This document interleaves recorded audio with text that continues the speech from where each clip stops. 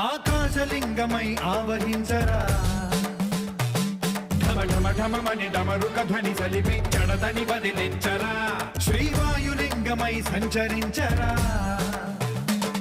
అణువణువున తన తనువున నిలిచి చలనమే కలిగించరా భస్మం చేసే అసురునే అగ్నిలింగమై ప్రవికార వరదై ముంచై జలలింగమై ఘోరా వరమై వసమై ప్రబలమౌ భూలింగమై బలమిడరా జగమే నడిపే పంచభూతలింగేశ్వర కరుణించరా శివ శివ శంకర హర హర శంకర జయ జయ శంకర దిగిరారా ప్రియ తాండవ శంకర ప్రకట శుభంకర ప్రళయ భయంకర దిగిరారా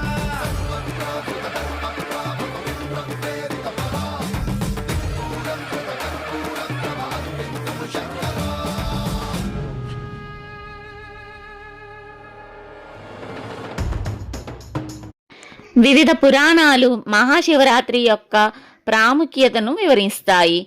శైవ సాంప్రదాయంలో ఒక పురాణం ప్రకారం సృష్టి స్థితి లయకారకుడైన శివ తాండవం చేసే రాత్రి ఇది.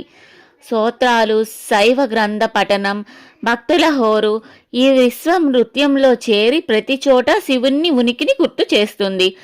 మరొక పురాణం ప్రకారం ఇది శివుడు మరియు పార్వతీదేవి వివాహం చేసుకునే రాత్రి.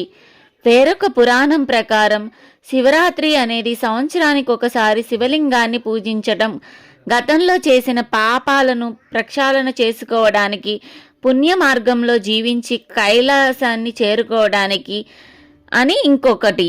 క్షీరసాగర మదన సమయంలో ఉద్భవించిన హాలాహలాన్ని ప్రపంచాన్ని కాపాడటం కోసం శివుడు దాన్ని సేవించి కంఠంలో దాచుకొని నీలకంఠుడు అనే పేరును పొందిన రాత్రి ఇది. ఈ పండుగ రోజు జరిగే నృత్య సాంప్రదాయానికి చారిత్రక మూలాలు ఉన్నాయి. కోనార్క్, ఖజురహో, చిదంబరం వంటి ప్రధాన హిందూ దేవాలయాలలో వార్షిక నృత్యాలు, ఉత్సవాలు మహాశివరాత్రి చారిత్రాత్మకమైన సమ్మేళనంగా పనిచేస్తుంది. ప్రదర్శిత కళల గురించి నాట్యశాస్త్రం అనే పురాణ గ్రంథంలో పేర్కొన్న అనేక ముద్రలు, శిల్పాల రూపంలో చెక్కబడిన చిదంబర ఆలయంలో ఈ కార్యక్రమాన్ని నాట్యాంజలి అని పిలుస్తారు. ఖజురహో శిల్పాలయాలలో మహాశివరాత్రి నాడు జరిగే ఒక ప్రధాన నృత్యోత్సవం. ఆలయ సముదాయం చుట్టూ మైళ్ళ దూరం విడిది చేసిన శైవ యాత్రికులు 1864లో అలెగ్జాండర్ కన్నింగ్హామ్ గ్రంథస్థం చేశాడు. నాకు తెలియని ఎన్నో కథనాలు, ఇంకెన్నో కథలు, శివరాత్రి విశిష్టత ఇంకెంతో ఉంది. అవి నాకు తెలిస్తే నేను మళ్ళీ మీకు స్టోరీ పెడతానండి.